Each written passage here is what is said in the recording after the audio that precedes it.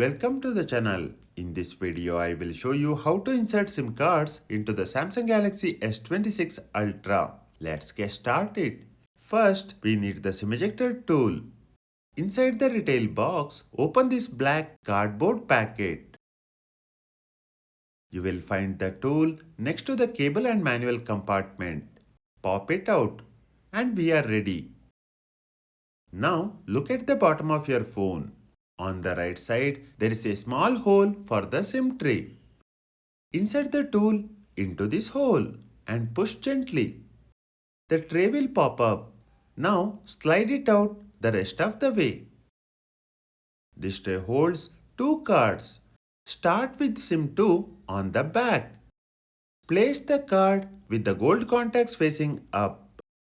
Make sure the notch in the corner matches the tray. This way, the card won't fall out when we flip it over. Now, rotate the tray. Take SIM 1 and place it in the top slot. Again, the gold contact should face up and the notch should match. It should sit perfectly flat.